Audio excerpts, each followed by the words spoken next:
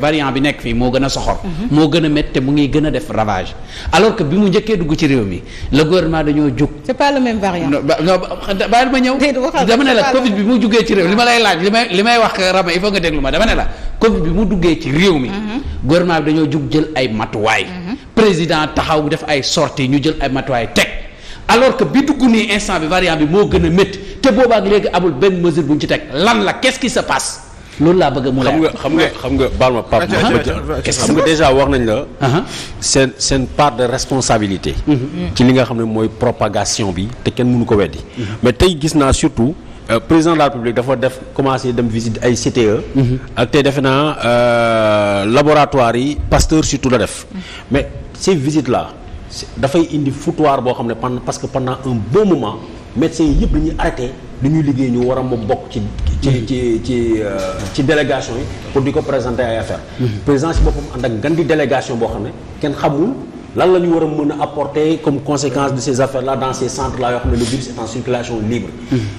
Deuxième chose surtout il fallait que ma wax ko sinon dama koy fàtte mooy seen problème mu test sanitaire yi ci pays yu bëri en tout cas France léegi la ñuy commencé bëgg naan da ngay PCR il faut nga fay mais c'était gratuit. Sénégal on en a fait un business 25 000 francs ci laboratoire yi. mais ce qui est terrible encore c'est que aujourd'hui lan la ñu indi lu bees ci labo yi ñoo koy indi dañ lay defloo test ñu ne la test bi nga defoon baaxut. waaw léegi test bi baaxut da nga fay 25 000 da ngay dellu soit encore fayaat 25 000. Il y a énormément de gens aujourd'hui que j'ai trouvé devant l'Institut Pasteur de fii ci foire bi. ñu ngi kaas parce que ñii suba la ñu am vol dañu war a reprendre seen liggéey gannaaw suba ñu ne leen test yi ñu defoon tey toute la journée baaxul et puis dañu arrêté parce que le président de la République était en visite dans à l'Institut Pasteur donc ñëpp dañu war a taxaw ba président génn. ñooñu war a jël seen vol suba jënd seen billet mënuñu embarquer mënuñu jël seen vol suba parce que amuñu test PCR. ñu ne leen suba encore ñu dellu si waat pour ñu def ko léegi ça veut dire que je pense que il faut 48 heures xam nga 72 heures pour que ñu jox la résultat yi. et il faut 72 heures encore nga mën a voyager sinon ton test PCR devient zéro. donc ñii il faut ci suba le matin ñu génne ko balaa 14 heures ñu jox leen seen résultat pour que ngoon ñu mën a def voyage bi muy ay gàllankoor ak ay problèmes yoo xam ne ñu ngi koy teg askan wi te dégg naa kenn ci professeurs yi. médecins yu mag yi en tout cas mu ne le test PCR doit être gratuit. Pourquoi ñu koy imposer 25 000 francs fayuloo ko Sénégalais. mais dans le public. am na ñoo xam ne da ngay fay 15 000 pour test bi. et 10 000 francs de consultation pour test rapide bi. benn business bi les entreprises les médecins se déplacent pour ñu defal la test PCR dans les entreprises. à 50 000 francs le test. le malheur des uns c'est le bonheur des autres. mu mel ni business la ci teg ba nga tudd fajati si hôpitaux yi ils préfèrent ñëw ci entreprise yi foofu mooy business bi indi seen mallette récupérer seen mënin direct ñu dem seen yoon Pa Makhtar waaw Biteye li nga wax sànq c'est-à-dire te Aliou Sow doon ko wax il faut ñu xam ni ñaari possibilité que c'est am de deux choses l'une où le président xamoon na ni lii mi ngi fii am mu def lu ko neex def tournée économique am il est indigne d'être président de la République ou il ne le savait pas là aussi il est indigne d'être président de la République parce que président de la République quand même da ngay am ay projections dañ lay wax li nga xamante ni day ñëw fii ak 3 mois wala 6 mois dañ lay defal ay bulletins réguliers bu nekkee président bi nag amul loolu il est indigne d'être là où il est bu nekkee xam na ko aussi def li nga xamante ni mooy lu mu def il est indigne d'être là où il est donc quel que soit Alpha l'unique et le seul responsable Macky Sall maintenant Macky Sall mooy le responsable comme ni ko Ousmane Sonko waxee damay rafetlu déjà posture am deuxième xaw ma troisième vague xaw ma doo sax comprendre mais ni géej ay vague ak yooyu ba mu ñëwee ba tey de néew na en tout cas ci homme politique bu am notoriété publique bu génn nii wax ba ci président Macky Sall dégguñ ko dem na d'accord invité na Sénégalais yi mais ba tey defagul sortie boo xamante ni da koy consacrer uniquement pour waxtaan ak Sénégalais yi ci li nga xamante ni moom mooy variant bu bees bi. mais pour dire quoi. waxtaan ak ñoom sensibiliser leen peut-être ci vaccin yi dalal seen xel. bien que lu tax defagu ko ba léegi man loolu moo ma jaaxal. bien que lu tax defagu ko ba léegi defu ko ba tey sensibiliser woon na ci vaccin bi. non moom kay dafa menacé woon boo leen vacciné wul. mais qu'est-ce que vous non menace la du alalam. waaw mais Rama moom moo jiite réew mi. warul defanteeg ñun. sa wàllu wér gu yaram ñu ni la kay faju nii nga lànk toog. non bañu nit ñi bañuñu nit ñi aussi dañuy poser ay questions et je crois que am nañu quand même droit di poser ay questions.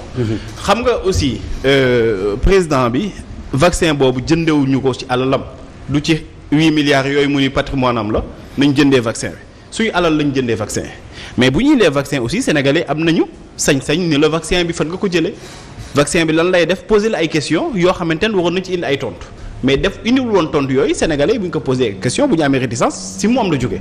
et puis bu sénégalais yi demee bay dutee ci parole président de la république dafay poser problème gis nga problème communication bi ngay wax la moo tax mu nekk dëgg police moo ko firnde bërki démb nee nañu ñoom def nañu arrestation wu plus de 1000 personnes interpellé leen récolté ci 2 millions de francs CFA période pandémie nit ñi di dee yow nit ki solul masque amoo loo koy def lu naan da ngay récupérer ci moom 3000 francs yow lan moo la tax a jug dem récupérer ay xaalis wala fexe ba kooku noonu tey jii mu bañ a doon vecteur virus. il faut qu'on se dise la vérité yow da nga ni virus bi dafay rey ay nit ñi ñu ngi dee hôpital yi fees nañu fépp fees na léegi yow nga yónni police joxoo leen masque xanaa kay boo gisee pamarta bu solu masque nga ni policier bi am masque ngi nii. boo gisee ku solu masque nga jox ko mu sol masque mais doo ko ni demal bu ñëwee. mu indi 3000 francs boo defee 3000 ba mu nekk 2 millions de francs CFA nga dugal ko ci keesu police bi ban njëriñ la amal Sénégalais yi. donc problème communication bi dafay dellu si waat tey dina bëri ñoo xamante ni dinañu commencer di sol masque parce que Ousmane Sonko wax na leen ko. lan moo tax utiliser wuñu Ousmane Sonko la moo tax utiliser wuñu Malick Gakou la moo tax utiliser wuñu ñi nga xamante ni ay leaders d'opinion nañu ni leen nañu fexe ba ci sensibilisation ñu jàpp si bañ ko def affaire de pouvoir ak kujja.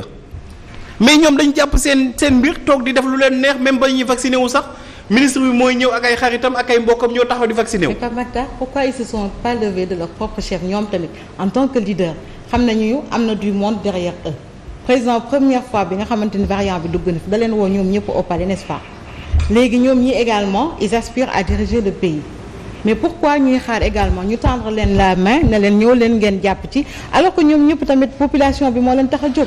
waaw d'accord mais xam nga aussi dafa am loo xamante ni mën nañ ko def comme li nga wax. am ay initiative mais yaakaar naa ni kilifa aussi bu nekk buñ koy yëgti ci fulaak ci fayda lañ koy yëgtee dafa am forme bi tey bu ko président defoon yaakaar naa ni pour intérêt général moom moo jiite ñëpp moom mooy wàcc woote nit ñi dem wuyu ji ko tey ji par exemple doo gis benn opposant ni day dem di demander audience Macky Sall ni ko parce que dama bëgg waxtaan ak yow ci vaccin yi wala dama bëgg tey jii nga jox ma benn opération de communication pour insister pour que nit ñi jël feebar bi au sérieux nit ñi déjà boobaa lu ñu koy gisee seen bopp ñoom kese quand même. parce que ci réew mi ñu dëkk ay kilifa la ñu. ça doit être spontané c'est pas la même chose. si c'est la même c'est pas la même chose buñ la invité nga def ko ak loo xamante ni da nga toog. amul leen di invité ci parce que affaire parce que waa Aliou. waaw bon d'accord loolu appréciation man loolu laa jàpp. yow mën nga jàpp le contraire. alors li ma ci bëgg wax rek comme mbir mi toll na fii nañu def lu ñu sant. nee nañu vacciné wu man dama ni kenn vacciné wu man vacciné wu na te bokk naa si ñi nga xamante ni ñoo doon gën a xalab ñoo doon gën a contre vaccin bi. parce que ba may wax loolu 15 personnes deewuñu ci benn bis. ba may wax loolu 1000 et quelques personnes amuñu contamination.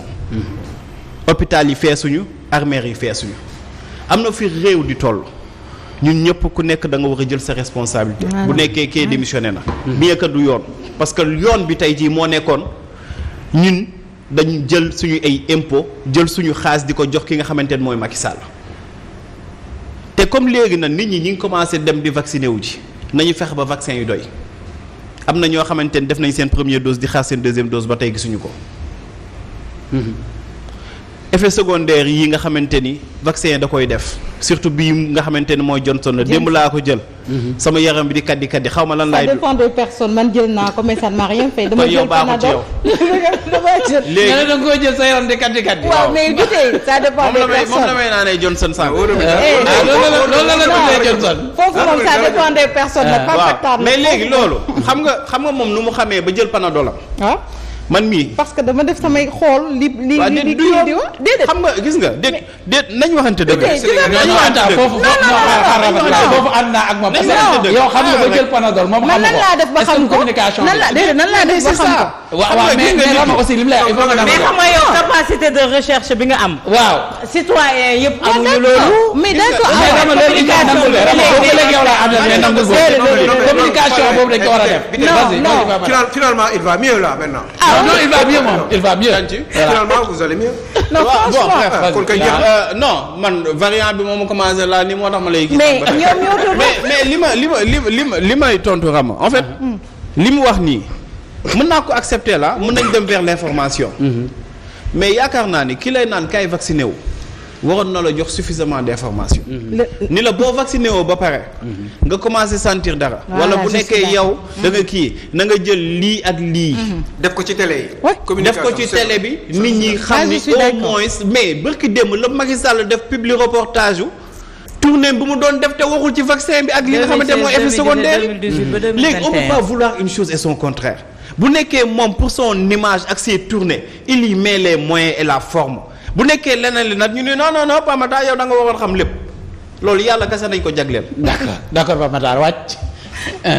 waaw kii Mamadou Biteye sujet bi dafa yaatu tellement que am na beaucoup de choses yu ñu si war a wax quoi mais dans tous les cas man lu muy analyse bu may njëkk a def xam nga ci ab couple ñaar ñuy sëy su si doom judduwul dañ naan couple bi dañoo yara dal ñun loolu moo ñu dal mais ñun njiit la ñu yara dal xam nga coronavirus bokkul ak feebar yu bari xam nga sida mun nañoo wax ne responsabilité individuelle la parce que ni ngay def ba mu dal la processus bu gudd la mais coronavirus ñu ne nit bu la jegee moins de 1 mètre sax mun na la dal lan moo tax bu muy doog a départ OMS ñu ne excuse-moi sida c'est pas toujours individuel aussi. Comment? sida bi man c'est pas toujours individuel aussi. Si c'est individuel. non da nga ne responsabilité nit ki la. waaw xam nga mën na am des cas yoo xamante ni par exemple une mère peut transmettre le virus à son enfant sans que pour mu doon. ak yéen nañu ay rares cas. waaw mais mère boobu la mu def. dafa individuel ba am ko non. d'accord naa non li nga wax d'accord naa. non faut pas minimiser d'accord naa Rama d'accord naa vas-y. y a de rares cas je veux dire. non li ma bëgg a wax mooy que. yow li ngay wax noonu exception la. waaw quand même y a des exceptions cadre général bi mooy que. bu ñu demee ba di digle yenn matukaay yi nit di ko jël balaa muy am rapport sexuel par exemple c'est parce que xam nañu ne transmission bi foofu la gën a bëree parce que soo ko contracté wul foofu mënuloo koo jox xëy na sa doom donc foofu moo jiitu loolu moo tax ma ciy insister mais coronavirus bokkul mode de transmission bi dafa doy waar maa ngi wax sànq ne bu muy doog a départ OMS dañu newoon 200,000 morts mun nañ ko yegg en Afrique loolu la ñu waxoon au départ parce que ñun nu ñuy dundee ñii ñu ngi jógee Pikine war a dem Petersen jaay ji foofu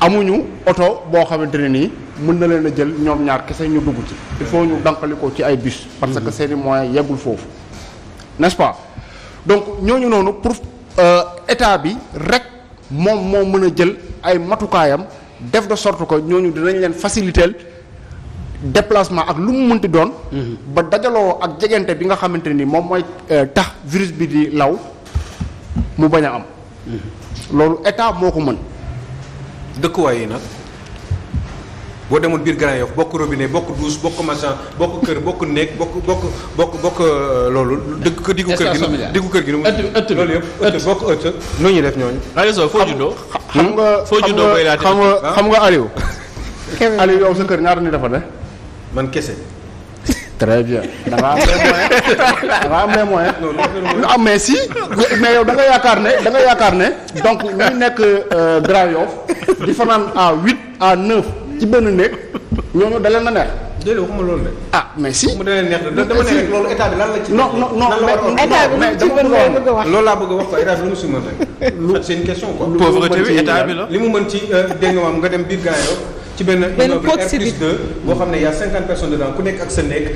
mais douche bi ñoo koy bokk ñooy bokk robinet bi ci suuf ci diggu ëtt bi. ñoom ñooy toggandoo ñooy abalante ay cin wala abalante benn casserole wala bu ñuy raxasandoo ndab bu ñu paree kii ndox bi da koy jël ñooy nuyoo ñooy waxante xale yi dañ leen di dàq parce que. mais Aliou Sow waxal ma yeggali kër gi dafa xat Aliou Sow ñooy bokk benn potu ndaa. kër gi dafa xat ñoo bokk benn potu ndaa ñoo bokk aussi ndaa bi sax léegi tëjal léegi moom damay conforter sax parce que moom lu muy wax ni man loolu lay expliquer que moom moo tax responsabilité état forcément mu dugg ci parce que pauvreté bi dafa tax ñuy dund dans la promiscuité jegante de sorte que maladie bu mel ne coronavirus bu ñëwee Afrique véritablement dañuy sonal dëgg bi nga xamante ni waxuñu ñu ko te man je pense que c'est de bonne foi parce que corona bi ñu siy wax te liñ ciy wax xamuñu si dara ñoo ëpp fuuf ñi nga xamante ni ñu ngi ciy wax te xam nañ ci tuuti te nekkul tout simplement des personnes lambda nii rek ngay jàpp ne ñoom ñooy wax ci corona bi te xamuñu ci dara ay médecins ak des spécialistes da nga ciy wax te xamuñu ci dara. ah là mais bien sûr c'est la guerre des sciences. mais bien sûr mais attends des médecins. bàyyi ko mu ñëw. Vas-y. mais coronavirus bi. ay médecins ay spécialistes ñu ngi ciy wax te xamuñu ci dara. la preuve vaccin yi ñuy bëgg a vacciner loo fii. am na ay pays yoo xam ne dañ ko fa tere. ñoom bi ñuy defar vaccin bi boobu variant yi ñuy wax ne moom moo ñuy gën a sonal fi mu ne nii boobu amul woon léegi yow vaccin boo xamante ni ba nga koy def lii nga prévoir oon ci diggante bi leneen xew lan ngay def xam nga bi tey ñun sénégalais on est trop sentimental. benn instant il suffit lu ñu mën a dévier dafa yomb da ngay ñëw wax ne fii de jaale nañ fii jaale nañ nangam sangam rek ñi kon boog nangam sangam. bi ñu nee coronavirus ñëw na Sénégal le 2 mars 2020 ba léegi ñu ne 1300 personnes ñoo ci décédé barkaati dem. mais un an boobu xam nga paludisme ñaata la mort lay def au Sénégal diabète bi cancer yi. ak yeneen ak yeneen ak yeneen tey bu ñu toogee ñu ne par exemple le Sénégalais espérance de vie am dépassé wul 65 ans. mais bii la propagation est plus rapide. 65 ans nga ne français bi moom mën na dem ba. 80 ans 82 ans 83 ans pourquoi parce que véritablement ñun ci lu ñu conditions yi ñu nekk déjà moo baaxul. am nag taxawaay boo xamante ne nii état bi daf ko waroon a taxaw pour atténuer loolu parce que kii mu ngi wax ne promiscuité bi ñuy dund kenn mënu la fexe ba véritablement moytu jàngoro bi bu ñu ko dégloo loolu lay wax kenn mënu ko moytu. parce que ni ñuy dundee la ma ne léegi état bi nga xamante ni moo féete ci kaw parce que tey boo bëggee wax nit ñi ñu jaar ci benn yoon bi yoon bi nga xamante ni yaa jiitu da nga ciy njëkk a tegu. ñi des topp ci sa ginnaaw mais maladie bi ba mu fi wàccee le 2 mars avant même mu fiy ñëw la politique bi commencé. parce que le 2 mars ki fi indi coronavirus tugal la ko jëlee. lu tax aéroport yu ubbeeku woon ba boobu. une semaine avant. lu tax boo booba aéroport yu ubbeeku woon ba variant delta bi fu mu jóge dañoo xëy benn jour rek ñu ne kenn moo fi testé nañ ko mu yor variant delta. non dafa am fu mu jaar te loolu ñi ko fi indi seen responsabilité la loolu kenn mënu ko occulter. non bi tey non pareegu ma xam nga le 2 mars ba feebar bi di doog a ñëw. politique fu mu commencé parce que Ramatoulaye Sarr mu ngi koy wax sànq. bi ñëpp jàppee ne ça c'est une crise sociale sanitaire moo ëpp weesu na ñun suñuy bëgg-bëgg ci réew mi dañoo war a teg suñuy xaar ma yàlla yépp jàppante voilà pour jëlee fi feebar ba ko président Macky Sall waxee mais ñii dañ ko ci fekk si Ousmane Sonko dafa déplacé wu dem palais Khalifa Sall déplacé wu dem palais am na ñoo xam ne sax dañ ne ñooñu waruñu woon a dem foofu mais ñu ne dañ fa war a dem parce que Sénégal fu mu toll la mais fu ñu mujjee dañoo commencé bu nice boo xamante ne nii suñ ci continuer woon xëy na tey jii nii duñ fi toog di wax coronavirus ba léegi. sax naay sul trop parce que bii boo jëlee 65 milliards. c'est vrai di ko dugal ci ay diwlin ak ay ceeb ça veut dire que affaire bi yaa ngi xool alors que moment boobu. non du 60 non yow yaa ngi. Sow booy wax waxoo sa micro bi kii preneur de son bi. non masque yi doyul woon laa wax moment boobu. alors que jëlee 65 milliards bi ñu jógee ci rendez-vous boobu. bi ñu jógee ci rencontre boobu ñu ne intérêt supérieur de la nation moo ñu tax a jóg. dañuy boole loxo yi boole xol yi liggéey pour jëlee fi vaccin bi mais dañ ci teg tuuti rek président Macky Sall ne force fond Covid bi Mansour Faye la ñuy jox li ñuy jënd pour jox ko nit ñi gorom politique commencé wul dugg foofu tey jii nii yow bu nekkee da nga jël benn affaire le général Ndiaye laa bu doon moom moo jiite njënd mi ak distribution bi mais kenn du ci wax wala buñ ciy wax tamit du bëri te déjà loolu daf ñu taxul a jóg sax ñu ne yow feebar bi ñëw na président Macky Sall ne on est en guerre ñu ne kat fi ñu toll nii dëkk bu nekk sa bopp ngay tal kenn mënul dimbale kenn kon donc sénégalais yi jóg leen ngeen dimbale seen réew nit ñu cotisé ba mat 1000 milliards Macky Sall jël xaaj bi jox ko gorom politique bi commencé wul foofu. léegi sax foofu sax laa lay poser question. non xaaral parce que li def ci nag bi yëpp xajandoowul ci cin. waaw tout à fait non c'est que xam nga rek c'est que xam nga problème bi mooy dañoo def seen i njombe ba pare bëgg a bëlëfi nit ñi bëgg a tiital sénégalais yi te vaccin bi ñuy pousse sénégalais yi pour ñu dem vacciné wuñ ci ñoom xamuñu ci tous. mais maam bi rek. non parce que tey jii nii vaccin yi ñuy may fii nii vaccin yi ñuy may fii yan pays ñoo ko vacciné woo yan pays. Sinopharm Johnson boobu et aux États-Unis dañ koo bañ.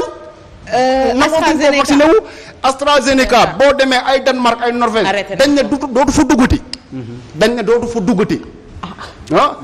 Mais Johnson bi AstraZeneca Sinopharm il continue toujours à vacciner les populations pays européens ñu ngi ciy vacciner ba tey. Comment ma ne Sinopharm AstraZeneca et tout ça ñu ngi koy utiliser ba tey dans les pays européens moom la ñuy vacciner wu ba tey. AstraZeneca c'est interdit boo mën nga ko tapé non li ma la wax tey li ma la wax téere la boo AstraZeneca c'est interdit en Norvège c'est interdit au Danemark. Dans certains pays. Non dans beaucoup de pays. Non dans certains pays. Non dans beaucoup de pays européens c'est interdit. quarantaine te loolu xel nangu na ko sax parce que vaccin boobu bi ñu koy def boobu waxuñu waxu variant. vaccin boobu bi ñu koy mettre en place. kenn waxul waxu variant. donc yow boo defee un vaccin nga ne pour vacciner ceci la ñu dem ba ci diggante loolu changé mais forcément vaccin bi dafa war a changé. du dëgg mais man waxuma loolu yëpp sax. man waxuma loolu yëpp xam nga ñun africain comme que newoon nañ virus bi bu fi ñëwee dina fi def beaucoup de dégâts ñun on a compris que dégâts yi ci mag ñi lay gën a. bëri jeunesse bi am nañ une certaine immunité. Pourquoi ñuy précipité wu. mais vaccin te vaccin bi ñi ñuy wax ñëpp nañ ko def. kenn mënu la ciy wax ne vaccin bi dina la jox telle garantie. amul kenn mënu la koo wax ne vaccin bi dina la jox telle ou telle garantie mais buñ demee jël Moderna bi nga xamante ni français yu bëri moom la ñuy vacciné woo américains yu bëri moom la ñuy vacciné woo bu ñu ko indee fii Sénégal man maa njëkk a dem vacciné wu ji mais ay vaccin yoo xamante ni dañ ne lii pour africains yi la mais loolu c'est pas sûr. mais noonu la demee. kii autre chose. bàyyi ko mu poser la question bi bàyyi ko mu poser la question bi. Mame Birame variant bi tu y crois ou tu n'y crois pas. Comment. variant delta bi. non c'est que man ay variant damaa yàgg dégg variant gi nga déglu rek non variant dama ko yàgg dégg variant alpha variant delta mais delta laa wax dama lay wax benn affaire VIH sida bu muy doog am kenn doonul wax VIH1 VIH2 VIH donc lañ doon wax ñu dem ba ci biir ñu ne lii kat dégâts yi ñuy def yu bëriwul ci lañ commencé wax variant VIH2 en 85 lañ ko identifié ñu ne virus bii nii ça fait plus de ravage est-ce que génneewuñu coronavirus parce que virus dañ koy defar ce n'est pas par hasard ñu ne Wuhan la génne en Chine est-ce que defaruñu ko ñu gis ne africains yi ñu doon wax ne kat virus bi dina leen sonalu leen ñu créé ci ay variants. Mame Birame loolu c'est possible. Mame Birame dernière kii rek s'il te plaît Mame Birame yow tu traites l'information quotidiennement yow fi mu nekk ak résultats yi lay parvenir et tout yow tu crois à ce variant là wala gëmoo ko. man déjà résultat yi attends je termine ma terminer en plus. jeunes yi muy attaqué également xam nga dañu lay waxoon pour variant yële personnes âgées yi lay gën a attaqué bii yoon on voit que jeunes yi lay gën a attaqué te yi ñuy enregistré ci mort yi nga xamante ni cas de décès yi ñu gis fii gis nañ ci jeunesse bi également li nga xamante ni taux de pourcentage bi am na ko léegi yow tu traites l'info quotidiennement est-ce que loolu gëm nga ko ou bien. déjà test yi fu muy jógee. non de question test yi non mais si. parce que bu ñu nee corona non attends. remonte-toi ça sois sérieux. oui bu ñu nee comment ça s'appelle comment dire le virus fait des ravages. oui taux de propagation bi dafa rëy. fu ñu koy fondé. c'est les chiffres qu'on nous donne tous les matins. chiffres yooyu fu muy jógee. est-ce que non chiffres yooyu fu muy jógee. fu muy jógee xanaa fii institut yi ñu koy def. par exemple Pasteur ou IRSF. Institut Pasteur on a vu également IRSF professeur Mboup génn na wax ko. quand même vas-y Institut Pasteur lay jógee. waaw Institut Pasteur. pas seulement Institut Pasteur c'est un institut. non IRSF aussi dafay jógee Mame Birame. ñaata pour cent. ah qu'importe. ñaata pour cent mais dina fa jógee ñaata pour cent rek. moi je ne sais pas ñaata pour cent mais professeur Mboup génn na quand même wax tamit lii nga xamante ni moo di variant bi Mame Birame faut pas dire que ne Institut Pasteur ñan ñoo ko yor rek fiabilité bi mi ngi noonu c'est pas ça aussi. non yow xamoo lan laa bëgg a wax sax si loolu. ah kon vas-y. xam nga lan laa bëgg a wax si loolu loolu dama ne la test yi fan lay jógee. en majorité Institut Pasteur. waaw Institut Pasteur c'est un institut étranger. privé loolu laa wax. ma ne xam nga Sénégal ñu ngi naan. dañu jël 1000 milliards. IRSF am na lu ma ci waxoon bi ñuy identifier le VIH2 c'est le professeur Souleymane Mboup qui a été mis en avant. oui bi ko déglu ma rek. bi coronavirus bi di doog a ñëw le professeur Mboup personne n'a entendu parler de lui. toog nañu ba vaccin yi di jóge si ñu xam ne kat vaccin yi un sénégalais présenté ko moo gën a yeenu maanaa que Institut Pasteur présenté ko. loolu moo indi professeur Mboup ci kii bi. te man professeur Mboup depuis que français yi décoré laa commencé. tey si moom douter. loolu mu doon benn yeneen test yi seetlu nga ne yow màggal bële passé bi ñu demee ba ñu ne màggal gi des na 2 jours ak bi ci biir màggal gi. gars yi ñeme wu ñoo dépassé 100 tests par jour. tey xam nga ñaata tests la ñu joxe 4000 tests la ñu def. c'est sensible. 4000 tests la ñu teg non c'est que matériel bi amuñu ko woon après avec le alors il faut que ñu information bi moo di xam nga ñu ngi doon wax vaccin yi waruñu forcer nit ñi ñu vacciner wu ko mais y a des communiqués yu yenn entreprise yi di afficher pour seen personnel. ñi ñëw ak seen carte de vaccination mën nañu ñëw liggéey si ñi ñëwul ak seen carte de vaccination mën nañu toog seen kër. te defe naa ne vaccin du loo xam ne dañ koy forcer gis nañ ne en France y a des manifestations pour wax ne nit ki moom yaramam. li fay dugg moom mooy choisir ndax moo def ko wala du ko ci def. Sénégal nag suñ fi bëggee imposer loolu on va créer des problèmes parce que c'est des entreprises sénégalaises yoo xamante ne ñoom ñoo génne affiches yooyu c'est des communiqués qu'on nous transmet pour di ñu ko wan également c'est un problème. mais li lay war dem ci Pape Matar ak kii parce que il faut que ñu xam ne bu nekkee vaccin bi assuré na ku ko ñàkku amatuloo looy tiit ci coronavirus. non waxuñu loolu de. pourquoi tubaab yi. di tëj seen i frontières waxuñu amatoo looy tiit. non yow dégloo ma de Ramatulaay bul contradiction pour contradiction rek. non c'est pas contradiction non da ngay déglu li may wax day laa ba pare. c'est pas mon genre du contradiction est-ce que moo tax déglu nga ma est-ce que. dama ne. waxuñu ni boo ko vacciné woo dootoo ko amaat loolu laa wax. man waxuma loolu mais waxuma pour contradiction waxuma loolu de dama ne. dama ne même buñ nee. d'accord loolu laa wax dama ne même buñ ne vaccin bi boo ko ñàkkee dootoo amati benn problème. ma ne même si c'est le cas pourquoi ñoom ñuy tëj seeni frontières. bu dee vaccin bi c'est assuré c'est garanti ku ko ñàkku kay warul loo am looy tiit. mais le ministre de la justice non mais loolu la war a doon nag vaccin c'est pour ça doit être pour ça. un vaccin ça doit être pour ça bu nekkul pour loolu. tu warul tudd vaccin nañ ko wutal beneen tur. mais vaccin c'est pour ça. d'accord waay.